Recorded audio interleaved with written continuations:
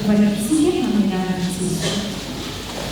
Ary anakiray tamin'ireo raha nahita fasitrany dia nively ka nankilazan'Andriamanitra tamin'ny Fjkm sady niakohaka tamin'ny Jesoa ka nisaotra azy. Ary samahita ny lehilahy dia namaky Jesoa ka nanao hoe tsy efa voadio avokoa izy polona fa aizana sy. Rehefa polona io dia samy nanana vonoana ary samy nandray fanasitranana avokoa fa nasamy hafa azy dia botasinya finoana fanampiana zavatra fotsiny filana zavatra ka rehefa azo izay ilay azo ny fahasoava dia nanadio an'Andriamanitra. Fa tsy rehefa samatany kosa dia tsy afa-po tamin'ireo sikana tamin'ny aretin'ny vatana fa niavaka ny avapanana izy no nentiny teo amin'ny Jesoa. Ka dia finoana mitondra azy ho amin'ny famosena. Dia niharila ho antsika finoana hoe miaintsika mba samy anana amin'ny finoana ilay samampana. Finoana tena hoe mitondra antsika ho amin'ny famosena. Sanatria finoana ilay boka sivilary dia finoana nampalahelo amin'ny Jesoa. Izao tsika mbola nanafanjona teo anatin'izay. Andriamanitra komplay mbola misaotranao hatrany izay amin'ny famaninao anay amin'ny Alahadin'ny. Misaotranao amin'ny ohatra ny boka folary ary mampandiny anay izany. Fony izay satria izay mitovy amin'ny sivy izay tsy tanana mavelona sy misaotranao hoe indrindra. Izay tena fahasoavana grazie spettacolo. Non passava una reserva una cosa la Alahadin'ny nella nostra città. Quando lei è stato non ci buca sama tanti. Se siamo a po' tamana shana pina. Fatto di sia qua più alla shana anche shana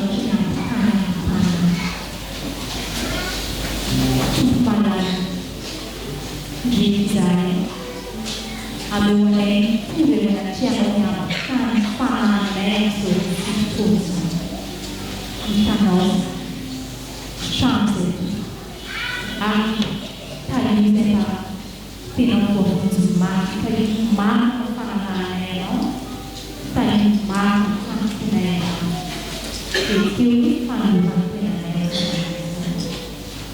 anche Gesù Cristo. Amen.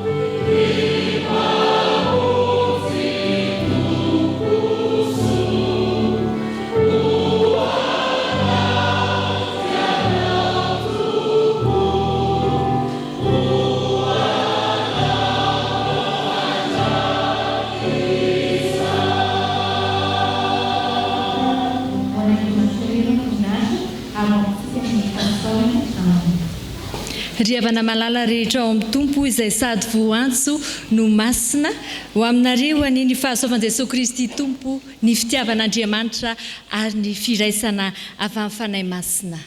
Amen. Ity an'ity riavana izay Alahady fa 7 ny volana Janoary 7 amin'ny 2024 Alahady fa 4 manaraka ny epifania dia Alahady natokantsika eto amin'ny fiangonan'i Jesosy Kristy eto Madagasikara ho fitondrana ambavaka ireo marary hoditra. Eto amin'ny fitandremana Isotry Fitiavana dia anio no Alahadin'ny Taranaka sy ny fianakaviana izay isehotsika ifampiara-batsika ary indrindra ifampitondratsika ambavaka. Ny lohahevitry ny Fjkm moa amin'ity volan'ity dia mbola hoe pahary izaho rehetra ho ny tompo. Pahary izaho rehetra ho ny tompo. Andeha riavana hitsangana isika idera sy ankalaza an'Andriamanitra.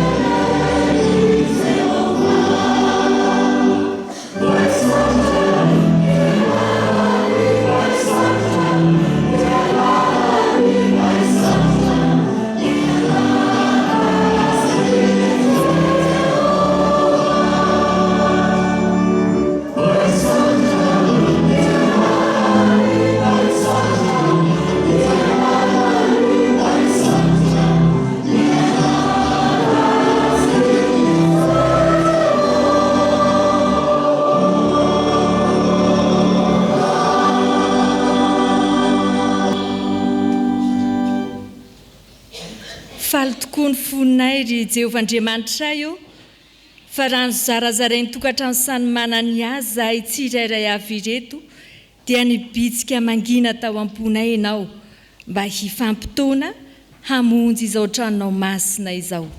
Faly zahay fa ankehitriny dia tonga ato an-tranonao tokoa, mbola afaka mijoro ho isan'ireo vahoakanao izay nofidianao. Tsapanay Tompo Andriamanitra, fa ny fitiavanao anay no antony safidinao anay tsirairay avy. Ka izany no hifalianay, izany no anandratanay ny fiderana, izany no anandratanay ny fisaorana ny fankalazana ny anaranao masina, ilay be fitiavana, ilay be famindrampo, ilay nitantana anay. Ry Andriamanitra pahary anay eo, misaotra fa miseho miariary aminay ianao isan'andro, fa nanisedra zavatsarotra ry izahay. Na teo aza ny andro ratsy tompo, dia teo fony ianao tamin'ny alalan'ilay Jesosy Kristy zanakao, ny zara fiadanana, ny zara fahasambarana, indrindra ny zara fandriam-pahalemana ho anay. Fahasoavana sy famindram-po tokoa no ivelomanay isan'andro miaraka aminao Andriamanitra tomponay. Apetraka eo ampelantananao ary ity fotoana ity Tompo, mba tsy ho verimaina ny fahatongavanay eto fa mba ho tena fotoana ahitanay ny tavanao Andriamanitra, ka hitoeran'i Jesosy Kristy ilay teny tonga nofo izay tsy manavaka fa mamonjy ny rehetra, mba ho isan'ny andray fampahirezana avy aminao ny isaky ny fianakaviana, ny isaky ny tokantrano, ny isaky ny taranaka, ary mba ho isan'ny enonao ihany koa ny vavaka izay asandratray ho andreo marary hoditra, satria alahady natokana ho azy ireo ny andro anio ry Tompo.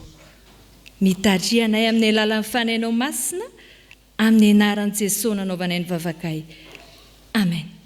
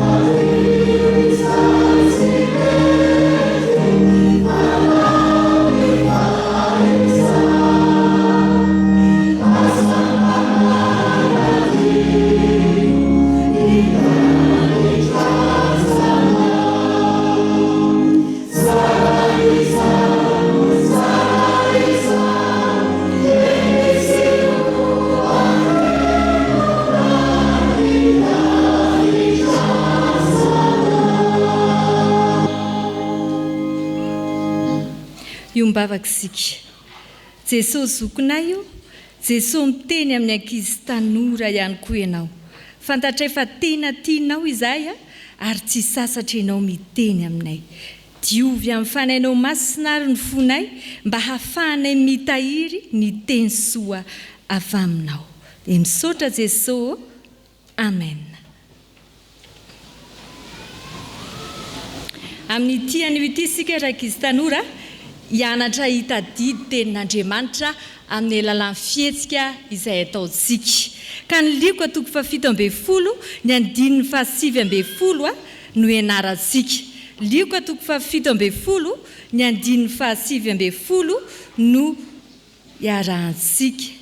Ianarana amin'ity anio ity. Fa mialohan'izany ankizy tanora dia tsara ihany ny milaza ity ampiandohana fa ity soratra masina ity dia teny nataon'i Jesosy Kristy ho an'ilay boky anankiray izay nositraniny. Teny nataon'i Jesosy Kristy tamin'ilay boky anankiray izay nositraniny. Fa tamin'io fotoana io Jesosy nanasitrana boka 10. Fa ny iray tamin'ireo ihany no nahazo ity teny ilazany Jesosy famonjeny ity, satria ity boka iray ity ihany no nalala ny verina ny saotra an Jesosy. Ny sivy ambiny izany tsy nasitrana azy dia tsy nahazo an'ity teny famonjeny ity, satria tsy nalala ny verina ny saotra an Jesosy. Rehefa niarana hita an'ilay liko atoko fa 17 ny toko fa 17 ny andiny fa 17 tsika dia andenga vakitsika miaraka rakizy tanora amin'ny anaran'i Jesosy. Aroy Jesosy taminy mitsangana mandehana ny finoanao no efa nahavonjy anao. Ataontsika tsenjery amin'ny alalan'ny fihetsika rakizy tanora izany tenin'Andriamanitra izany. Ataoko aloha ilay izy amin'ny voalohany mamerina indroza dia rehefa avy eo sika miaraka manao. Dia ohatr'izao anaovantsika azy. Ary hoy Jesosy taminy mitsangana mandehana ny finoanao no nahavonjy anao. Averiko ary hoy Jesosy taminy mandehana mitsangana mandehana ny finoanao no efa nahavonjy anao. Andenga rakizy tanora sika hitsangana dia averintsika tsikelikely le izy, dia zay teneniko dia averinareo, dia zay fietsiko dia averinareo ihany koa. Ary hoy Jesosy taminy, averina hoe ary hoy Jesosy taminy, mitsangana mandehana ny finoanao no efa namonjy anao. Averintsika farany eo ankizy tanora. Ary hoy Jesosy taminy, mitsangana mandehana ny finoanao no efa navonjy anao. Ao amin'inona moa no ahitantsika an'izany ankizy tanora? Anganary avere mafy be sady arahana fietsika.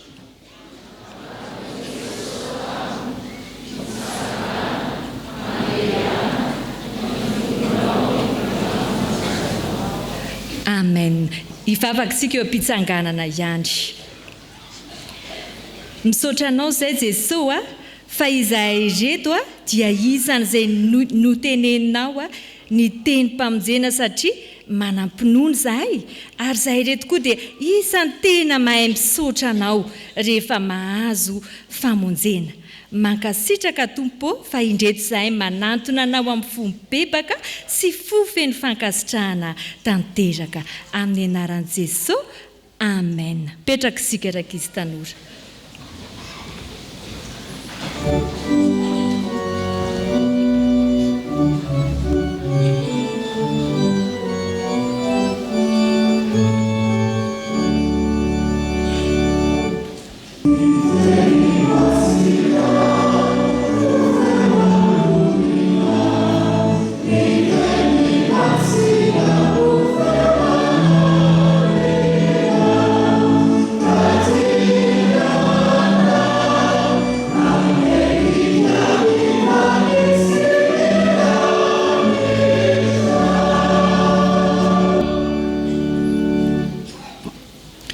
Hiombona amin'ny vavaka isika.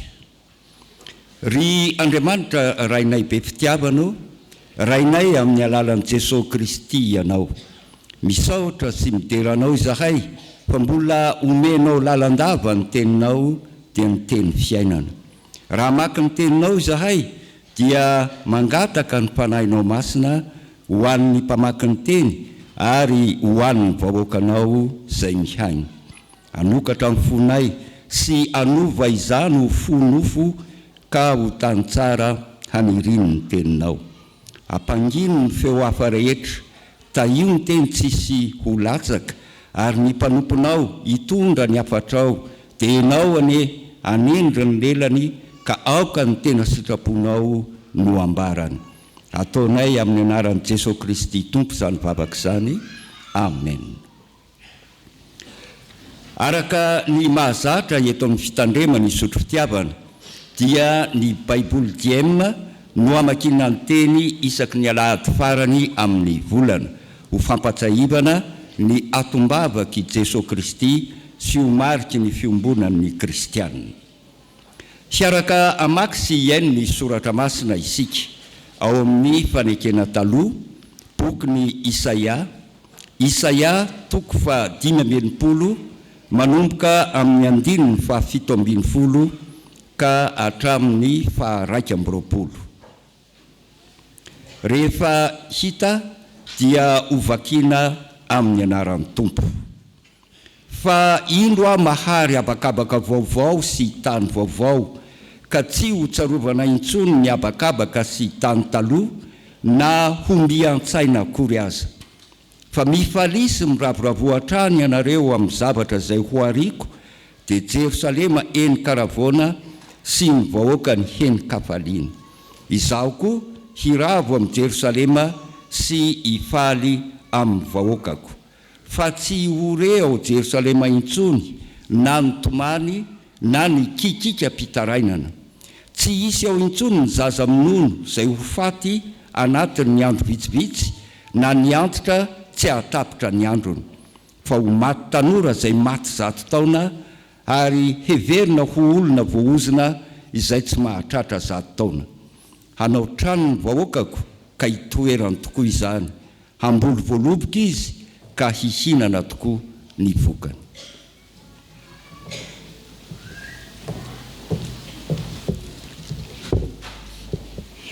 Hotoisantsika ny famakiana ny soratra masina ao amin'ny fanekena vaovao filazantsara araky ny Lioka toko fa 7 andiny faraky 12 ka hatramin'ny andiny fa 7 ary ho faranantsika ny famakiana ny soratra masina ao amin'ny boky ny Apokalipsy toko fa 12 andiny voalohany ka hatramin'ny andiny fa 5. Rehefa hita dia ovakina amin'ny anaran'ny Tompo.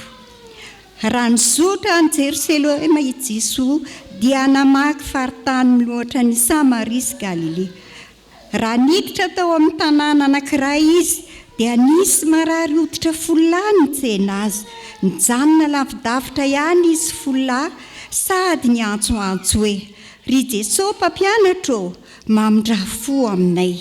Nahita azy ireo i Jesosy ka nanao taminy hoe: "Ndeha miseho any amin'ny mpisorona ianareo." Raha mbola teny an-dalana izy 10 dia sitrana. Ny anankiray raha vao nahita fa sitrana dia niverina ka niantsoantso nanome voninahitra an'Andriamanitra.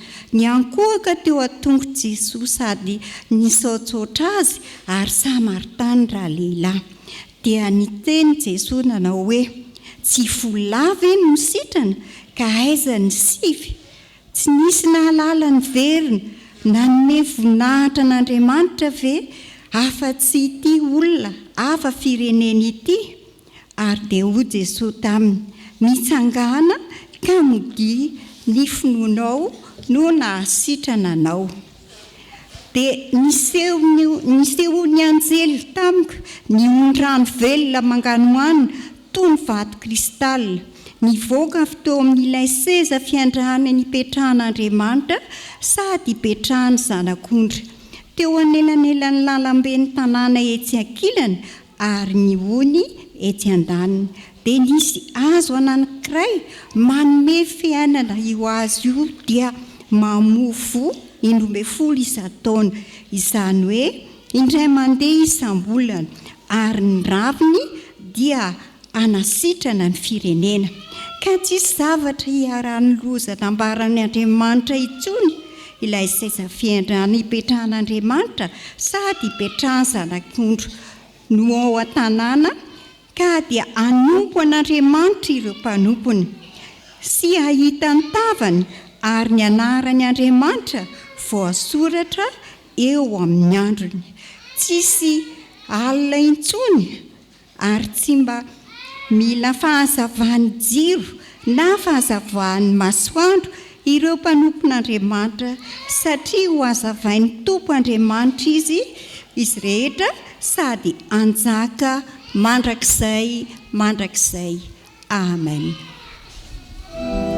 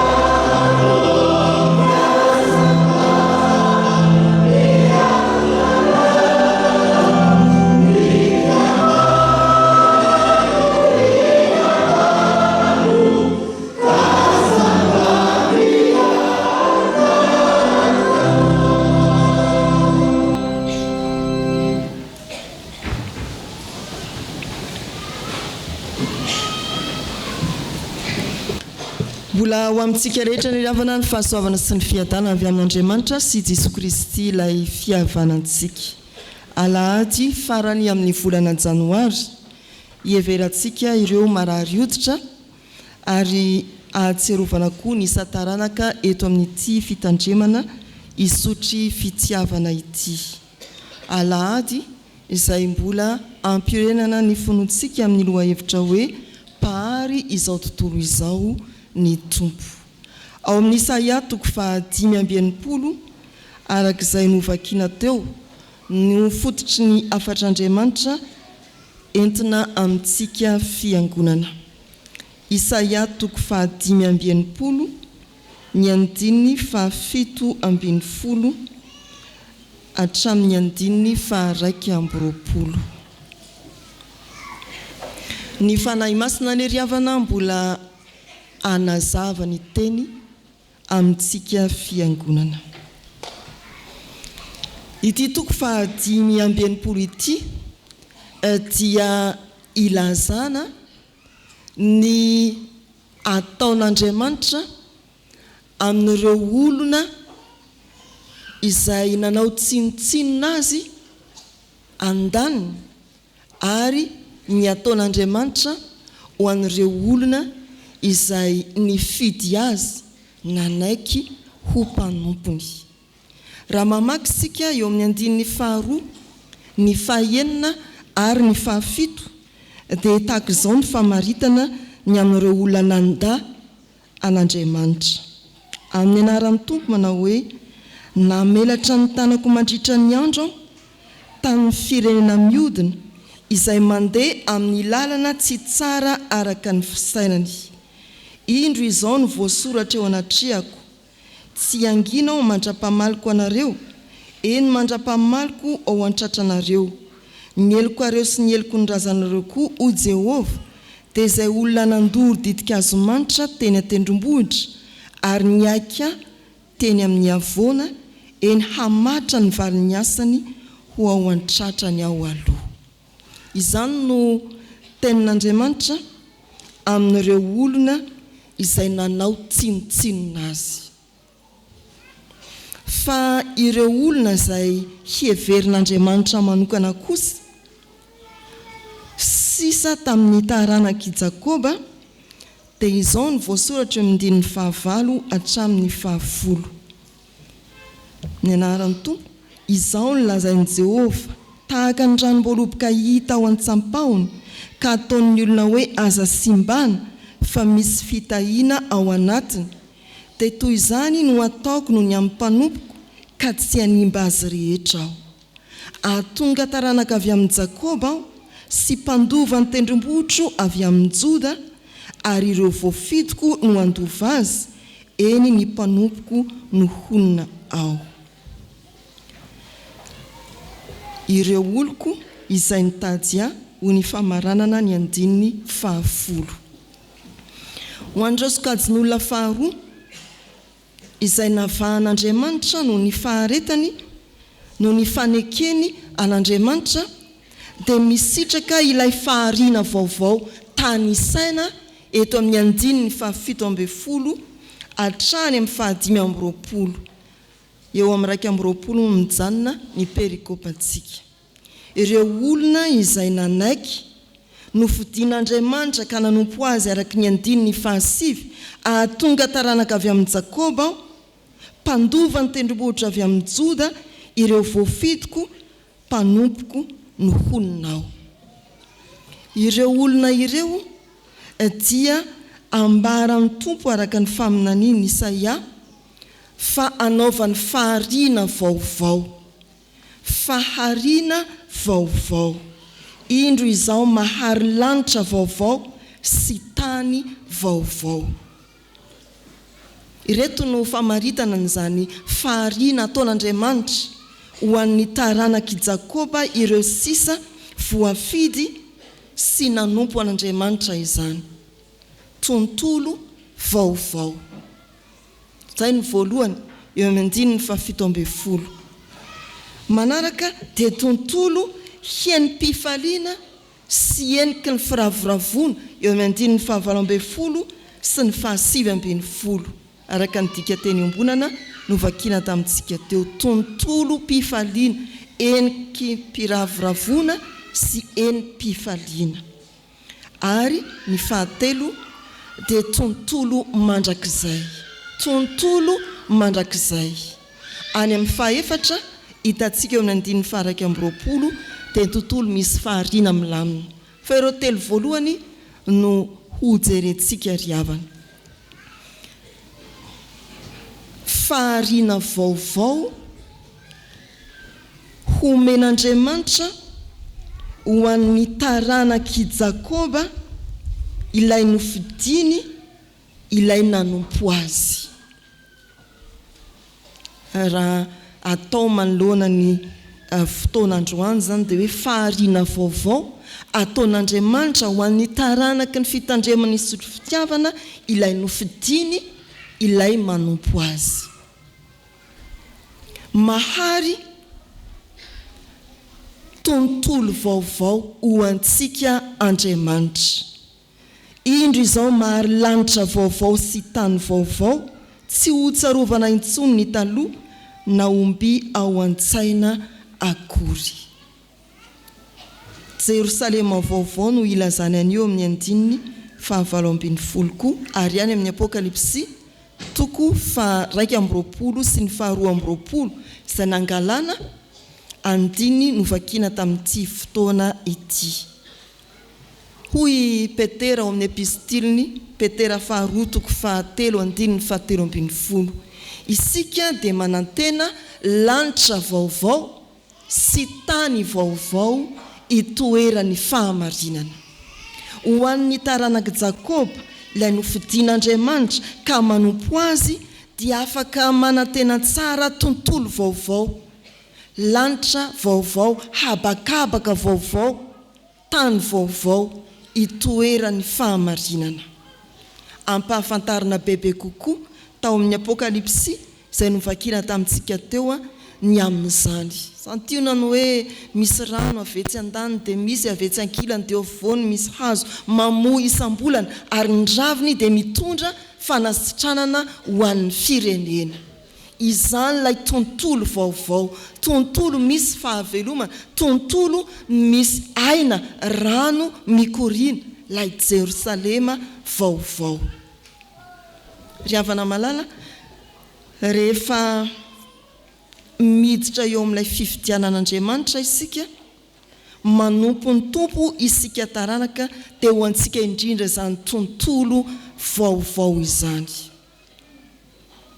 Indray isika dia miaina ao anatin'ny fahazaram-poana ety amin'izao tontolo izao, dia zatra mifanao n'izao tontolo izao, dia miaina mifanao n'izao tontolo izao, adinitsika mihitsy fa efa lalana mankany amin'ilay tontolo vaovao, ny lalana izorantsika. Tena tsy tsaroantsika mihitsy fa efa ao amin'ilay tontolo vaovao azy no ametrahan'Andriamanitra antsika. Ho an'izay tena mibebaka marina dia efa miaina ao anatin'ny tontolo vaovao izy, na dia mbola ety anivon'izao tontolo izao feno fahoriana sy fahotana azy. Izany no tokony ho fantatsika riavana. Ary dia izao no antso ho antsika. Ndrao variana isika eto amin'ity izao tontolo izao ity, ka tsy tsaroantsika ilay tontolo vaovao efa sitrak'Andriamanitra ametrahana antsika isa-taranaka. Koa amin'izany amarino ny fibebahanao. Amarino ny fibebahanao sao mbola tsy tafiditra ao amin'ilay tontolo vaovao no arian'Andriamanitra isika. Ndrao mbola tsy tafiditra ao amin'ilay tontolo vaovao ho an'ny taranaka voafidy isika. Amarino anio indray ny fibebahanao, amarino anio indray ny fitodianao amin'Andriamanitra, ny fitodiantsika taranaka amin'Andriamanitra ao amin'i Jesosy Kristy. Mahary tontolo vaovao ho antsika taranaka voafidy, manompo azy Andriamanitra. Fa ny faharoa eo amin'ny andininy fahavalo ambin'ny folo sy fahasivy ambin'ny folo dia mahary tontolo-pifaliana ho antsika taranaka voafidy sy manompo azy Andriamanitra. Jerosalema eny karavona vahoaka heny-pifaliana. Hoy ny voasoratra eo amin'ny 7:20 amin'ny anaran'i Jesoa. Fa mifalia kosa sy miravoravo mandrakizay satria mahary zany aho, indro mahary an'i Jerosalema ho fifaliana aho, ary ny olony ho firavoravona. Dia ho faly amin'ny Jerosalema sy ravoravo amin'ny oloko, ary ny feo mitomany tsy ho rentsony na ny feo mitaraina. Mahary tontolo vaovao Andriamanitra ho an'ny olom-baovao ireo voafidy sy nanaiky hanompo azy, fa tontolo feno fifaliana koa. Tsy vaovao fotsiny, fa tontolo ravahan'ny fifaliana, feno aravoravona, eny karavoravona sy eny pifaliana. Ny fifalian'ny olom-boafidy, ny fifalian'ny mpanompon'Andriamanitra, ny fifalian'ny olom-baovao ao amin'ny Jesoa, ny fifalian'ny olom-bavonjy dia tsy miankina amin'ny zava-miseho sy mitranga eo amin'ny fiainana, fa na marary izy, na mahantra izy, na finaritra izy, na manana izy, ny fifaliany dia ao amin'ny tompo. Hoy ny Filipianina 4:4 manao hoe aintsika tsara, mifalia mandrakariva ao amin'ny tompo. Ao amin'ny tompo ny fifalian'ny olom-baovao, apetrana amin'ny tontolo vaovao, fa tsy ao amin'ny zavatra hafa. Mahafinaritra ry havana ny perikôpa fa mifanojo indrindra amin'izay zavatra mety mitranga eny amin'ny fiarahamonina eny, miteny Andriamanitra. Fa ho alina sika nandre tanàna eny karavoravona sy eny pifaliana, fa naninona nandresy ny baolina kitra malagasy. Ary amin'ny tanàna tahaka izao, vaky ny tako bilany, ary miorakoraka ny olona. Hatraty heny pifaliana sy firavoravona i Madagasikara, satria nandresy ny baolina kitra malagasy. Fa mihoatra noho ireny ry havana, ny fifaliantsika olom-boavonjy no toloran'Andriamanitra fandresena tao amin'ny Jesosy Kristy, mandresy ny taranaka voafidy, mandresy ny mpanompon'Andriamanitra, mandresy ny fiangonana. Tena iainantsika ve zany tontolo pifaliana amin'ny andro mpiainantsika manontolo, satria olom-baovao amin'ny Jesosy isika, nomena tontolo vaovao, ary dia fifaliana miavaka sy vaovao no iainantsika. Tsy miankina amin'ny fandresen'ny baolina kitra, izay fifaliana mety elina ihany. Androany dia efa hiatrika ny adi-piainana, fidim-bary lafo be, ny ranobe navelany orana, dia mety efa misy avy miorakoraka omaly alina, fa izao dia efa miady sady aiza ny arotsaka e, ny tany barea.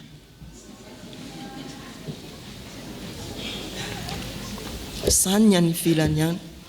Fa ny antsika na misonitra vidim-bary, na lafo ny fanafody, na avy ny orana, tondraka ny rano, na haintany, na inona, ny fifaliantsika olom-baovao dia ao amin'ny tompo. Fifaliana mandrakizay, hoy ny soratra masina eo amin'ny 5:20, miravoravo mandrakizay.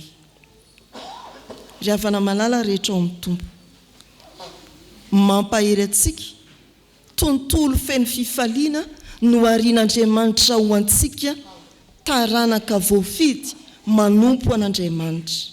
Tontolo feno fifaliana, koa dia mampahery antsika hatreo amin'ny pifaliana ny fisondrotan'ny vidim-piainana, hatreo amin'ny pifaliana ny sarotra sy ny manahirana, hatreo amin'ny pifaliana ny fanompoana izay napetraka Andriamanitra eo antsorintsika.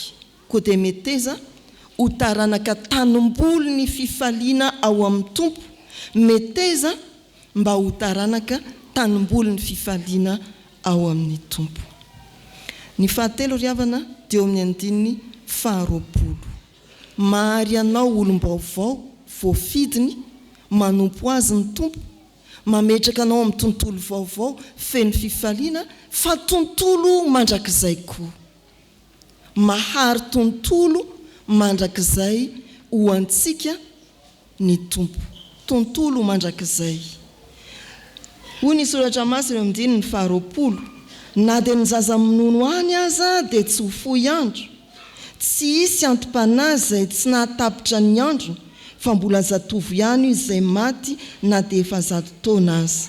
Ny mpanota aza dia tratra 100 taona vao zonona. Na zavazava koa ny dika teny ombona izay nivakiana teo fa milaza hoe raha raisina ny heviny. Tsy isy zaza tsy ho azo zany hoe maty ny aina andro vitsivitsy. Ary maty tanora zay maty teo amin'ny 100 taonany. Itsika 2 taona maty mbola tanora, 2 mbola tanora kely. Fanen'ny soratra 100 taona maty tanora zany. Eto amin'ity soratra masiny ity. Tsy alatsika arabaky teny zany riavana fa izana dia mifono ny fanambaran'Andriamanitra, ny fandresena ny fahafatesana, mitondra ao amin'ny fahavelomana mandrakizay ao amin'ny Jesosy. So mantsy hoe tonga ny filazana manjo, lainga be lalazain'ny mpamina ny toriana tamin'ny Alahady, tsisy maharitra 100 taona akory izay taranaka. Ary tsisy aloha izay hitsangana eo, eny any dadabe fa 100 taona. Tsisy naharitra akory izay taranaka 70 mihoatra dia tena misy. Nefa ambaran'ny soratra maty tanora ny olona maty 100 taona. Milaza ny fisian'ny fiainana mandrakizay zany ry havana. Ny fisian'ny fiainana mandrakizay ampidiran'Andriamanitra ny olom-bofidiny sy nanompo ary nanaiky azy. Ao amin'ny boky Isaia ihany ny 5:20 dia misy teny manao hoe ny anaran'ny Tompo ho foanany tsisy mandrakizay ny fahafatesany. Ao amin'ny 5:20 ho velona indray ny olonao izay efa maty, ny fatin'ny oloko hitsangana. Tena filazantsara ny fitsanganan'ny tenany maty ny andininy 20. Amafisiny ireo andininy nitsehivina teo araka ny Isaia 5:20 sy ny 5:20. Tontolo misy ny fahavelomana mandrakizay no ampidiran'Andriamanitra ny taranaka voafidiny sy manompo azy. Tontolo jiosy ry havana dia mihevitra fa rehefa tonga amin'ny fahafatesana ny olombelona dia tsy misy fiainana intsony ao ambadika izany. Fa ny fidiran'i Jesosy teo amin'ny tantara dia manokatra tontolo mandrakizay. Rehefa nanaiky ho faty teo amin'ny hazo fijaliana izy ka nitsangana tamin'ny maty dia manolotra n'ilay tontolo ny mandrakizay ho an'izay mino azy. Ilofosy antsika mafy tokoa ny 100 taona. Latsaka mba kolokoloana ny fahasalamana, ny toe-batana, ny sakafo hohanina sy ny sisa. Hitandrona ny aina mba hampatezateza kokoa. Dia milofo isika amin'izany mandany vola be. Andrendray ny hitadiavantsika asa dia hivelomana eto an-tany. Tsy ratsy ho azy zany. Adinitsika fa ny Tompo dia manolotra tontolo mandrakizay. Ary mendrika hiazakazahana koa izany, isitrahana. Riavana, efa tafiditra amin'ny tontolo mandrakizay isika, araka ny teny hoe izay mino no manana fiainana mandrakizay. Ny ampirisihana antsika dia ny teny nataon'ny Paoly tamin'ny Timoty manao hoe miadia ny ady tsara ny finoana, azohy ny fiainana mandrakizay, fa ho amin'izany no niantsona anareo, nanaovanareo fanekena teo anatrehany vavolombelona maro. Efa ao amin'ny tontolo ny mandrakizay isika taranaka voafidy sy manompo an'Andriamanitra, miadia ny ady tsara ny finoana, azony izany fiainana mandrakizay izany, fa noharian'Andriamanitra ho antsika. Indreo ary ny endriky ny tontolo izay ho arian'Andriamanitra no arian'Andriamanitra ho antsika taranaka voafidiny. Voalohany olom-baovao voafidin'Andriamanitra ianao, napetra ao anatin'ny tontolo vaovao. Tontolo vaovao, tontolo ny fifaliana. Tontolo vaovao feno fifaliana ary tontolo tsy mielina fa ny tontolo mandrakizay. Ho an'Andriamanitra ny voninahitra, isika dia isitraka izany fahariana vaovao omen'Andriamanitra ho an'ny olom-boafidiny izany. Amen.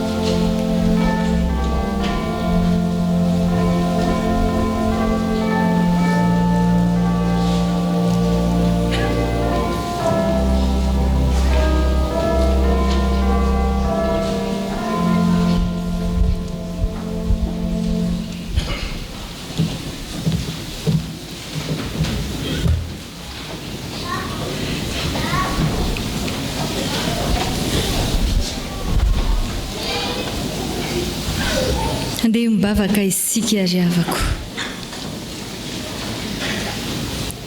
Indreto izahay Tompo ilay olom-baovao, olona nofy tianao. Indreto izahay babo ny teninao. Misaotra anao izahay tamin'ny teny izay nampitondranao ny mpanomponao teo, izay nanambarany indray maka taminay indray, fa miavaka tokoa kay ny asetrinao amin'ny olona izay manao tsinotsinona anao, ary miavaka ny asetrinao amin'ireo olona izay manaiko tena mpanomponao. Indreto izahay ilay manaiko mpanomponao ka nampafantarinao anay fa fahariana vaovao no omenao anay.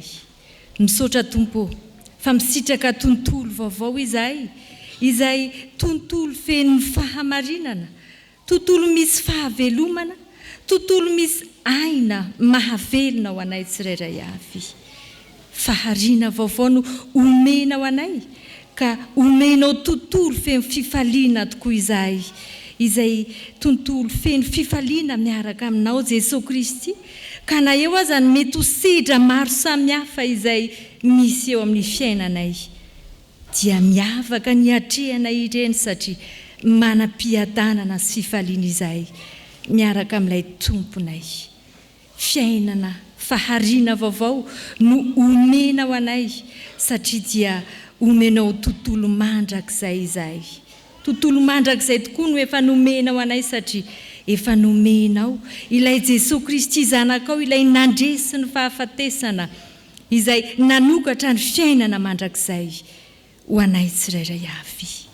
Misaotra fa mazava tsara ny afatrao, fa izahay reto dia samy misitraka ny tontolo vaovao, misitraka ny tontolo feno fifaliana, misitraka ny tontolo mandrakizay ao aminao.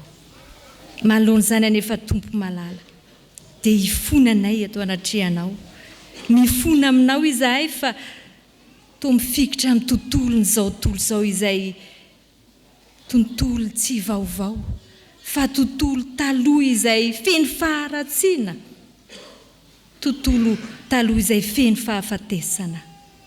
Mifona aminao izahay fa toa tsy misitraka, tsy mahay misitraka ilay tontolo feno fifaliana izay nomenao anay, fa mandrakariva ny fiainanay dia feno fahakiviana, feno ranomaso no iainanay. Mamelany heliko mamindrafo aminay Tompo, fa raha nanome an Jesosy Kristy ianao mba handraisanay ilay tontolo mandrakizay, dia tsy mety mandray an Jesosy Kristy ho tompo sy mpamonjinay izay anka mora maty, mora azo ny fahafatesana, fa tsy mahatratra ilay fiainana mandrakizay. Akoatra ireny Tompo, dia indreto izay anonona izay tsy fa rasy vitanay teo anatrehanao, satria maro tokoa ny fahotana vitanay izay tsy mifanaraka tamin'ny sitraponay, izay fonanay mangina eto anatrehanao.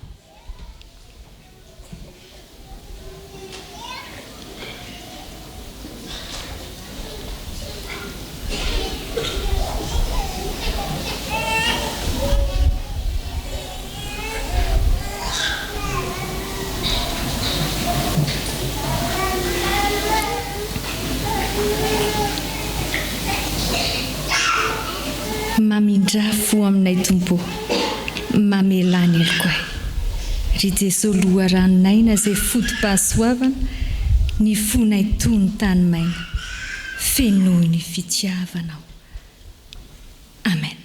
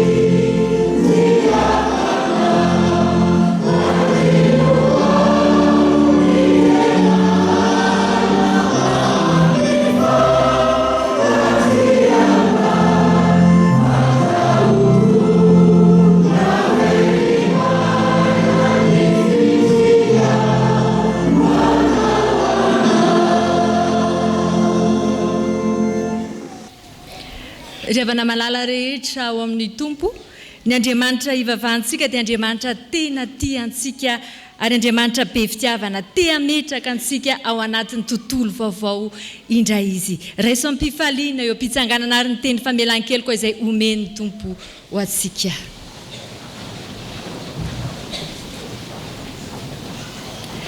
Hoy ny tenin'Andriamanitra, ary indray koa indreto izao sy ireo zaza nomen'Andriamanitra, fa satria nalaim-panahy ny tenany tamin'ny fahoriana nentiny, dia mahavonjy izay alaim-panahy koa Kristy. Amen. Ambara riavana fa voavelany elikoareo noho ny anaran'ny Masina. Alleluia.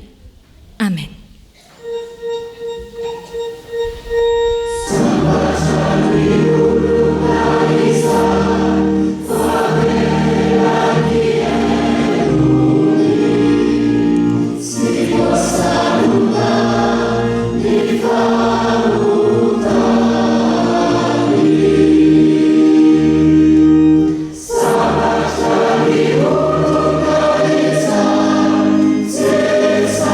It's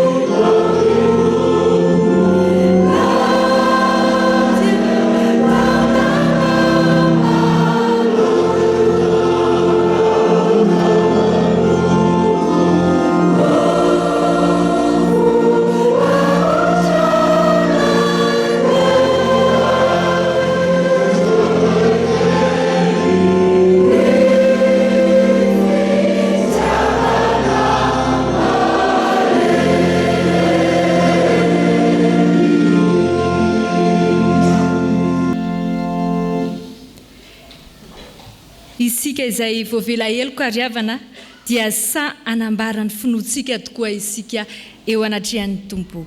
Andeha iarahantsika mamaky ny fanekempinoana apôstôlika.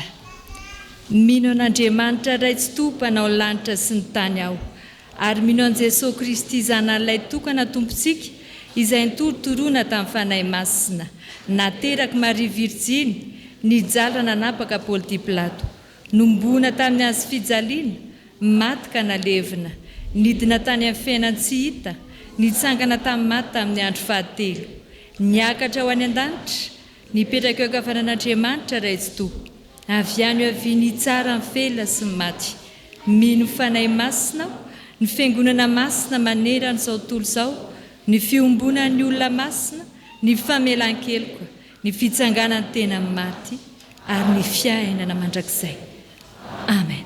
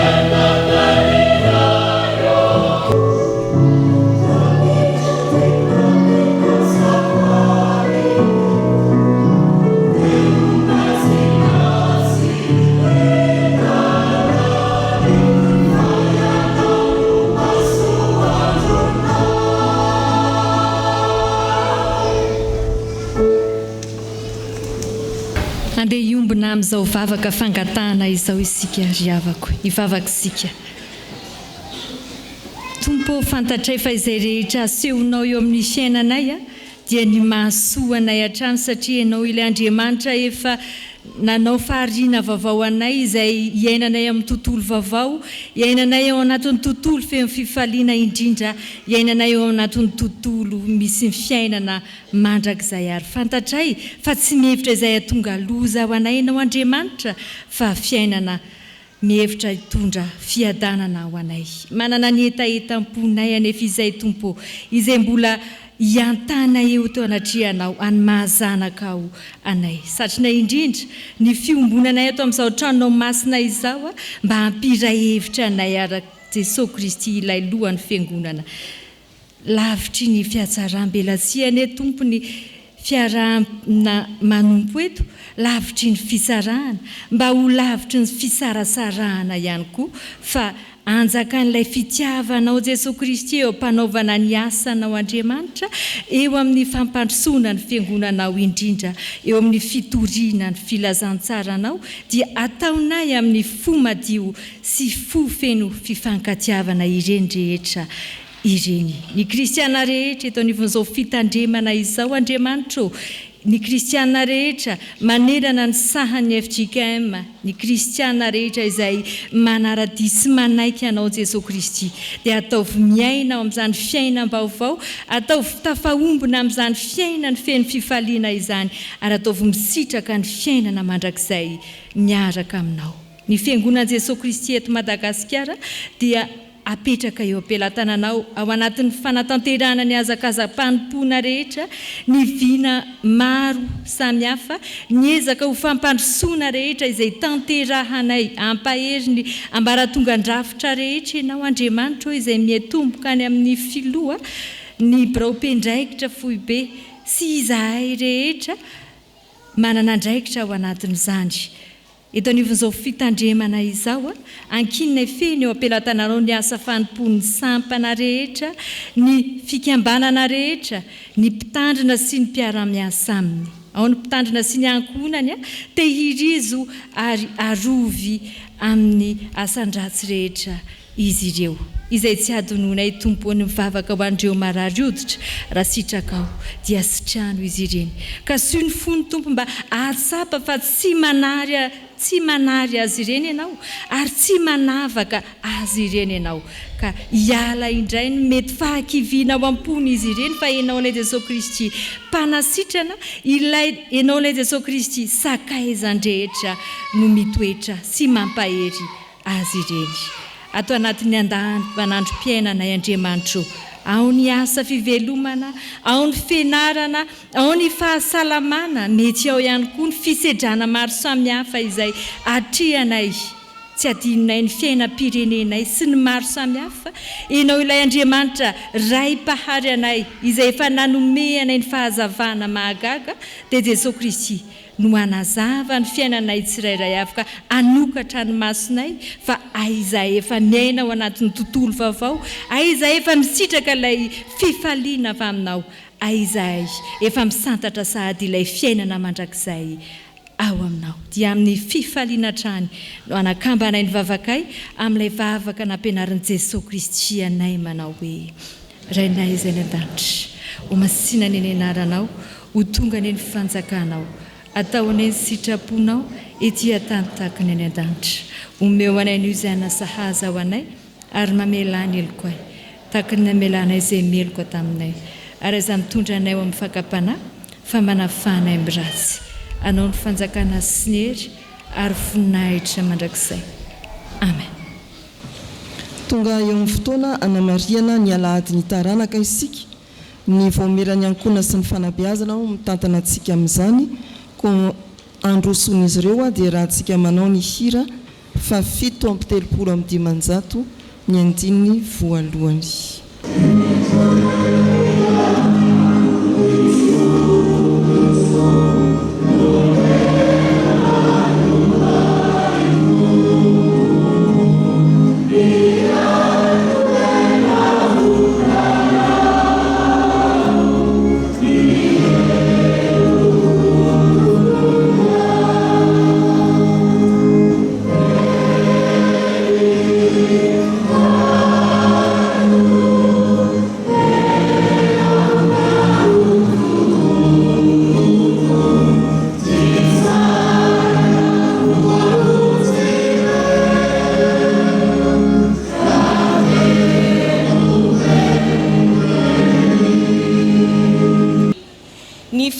Jehova maharitra mandrakizay ny hevitry ny fony mahatratra ny taranaka faramandimby izany indrindra ry havana no mahatonga antsika eto amin'ny fitandremana Isotry Fitiavana Manatanteraka izao Alahadin'ny Taranaka sy Ankohonana izao anio Alahady 7 Janoary 2024.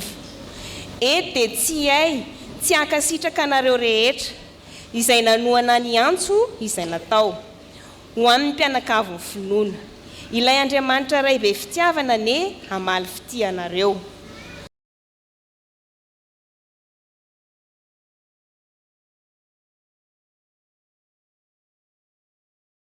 Isaorantsika n'Andriamanitra ry havana nahafahantsika nijoro vavoloben'ny fahavelomany ary indrindra mbola nananantsika tombonandro nazahoana koa nandray anjara ho an'ny asan'ny tompo tao anatin'ity Alahadin'ny Taranaka ity.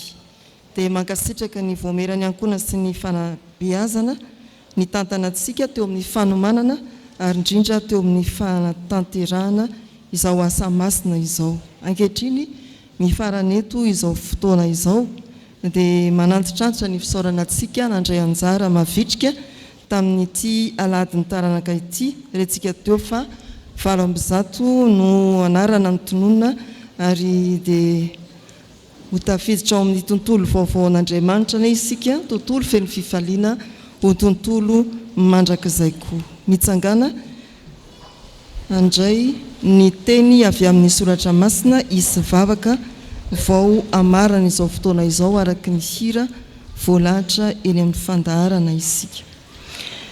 Ny Isaia toko 4:7 voalohany hatramin'ny 5 ry havana no mbola hanampy ny afatr'Andriamanitra izay efa nentina tamintsika teo. Isaia toko 4:7 voalohany hatramin'ny 5. Vakina amin'ny anaran'ny tompo izany.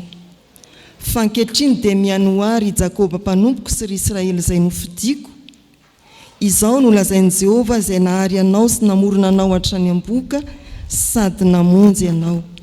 Aza matahotra ry Jakoba mpanompoka ary ianao ry Jesoroana izay nofidiko. Fandatsaka rano amin'izay mangetaeta aho, arika ao amin'izay tany karakaina. Eny andatsaka ny fanahiky ao amin'ny taranaka aho ary ny fitahiako ho amin'ny teraka ao. Dia niry eny amin'ny ahitra tahaka ny hazo malahelo eny anilan'ny rano mandeha ireny. Ny anankiray ilaza hoe an Jehovah, ny anankiray koa ankalaza ny anarana hoe Jakoba, ary ny anankiray koa indray anoratra amin'ny tanany hoe an Jehovah, ary ny anarana hoe Israely dia ho tonony ampanajana. Amen. Ivavaka isika. Ndreto izahay taranaka izay notononina ampanajana teo anatrihanao Andriamanitra. Misaotra fa ny vavanao mihitsy no nanonona ny anaranay, nahatsiaro anay mba tsy hanadinoana ianao ilay tompo ny fiainanay. Misaotra fa mandatsaka ny fanahinao amin'ny terakay ianao ary ny fitahinao amin'ny taranakay. Ndreto izahay milaza hoe an Jehovah ary mankalaza ny anarana izay nifidianana anay. Indreto izahay manoratra amin'ny tananay hoe an Jehovah izahay. Dia atao voasoratra ao amin'ny boky ny fiainanako ny anaranay tsiraray avy. Ny fiainako avinay dia loavy araka ny sitraponao Andriamanitra mba hifalinay ary aretanay mandrakizay ao aminao. Amin'ny anaran'i Jesosy tomponay. Amen. Raiso amin'ny finoana ho tanteraka aminareo ny Tsodrano tononona amin'ny anaran'ny tompo. Fa Andriamanitra ny faharetana sy ny fiononana ny hampiray hevitra anareo araka ny Kristy Jesosy mba ho saina iray sy vava iray ny rahanareo mankalaza an'Andriamanitra rain'i Jesosy Kristy tompontsika. Mandihana amin'ny fifaliany tompontsika. Amen.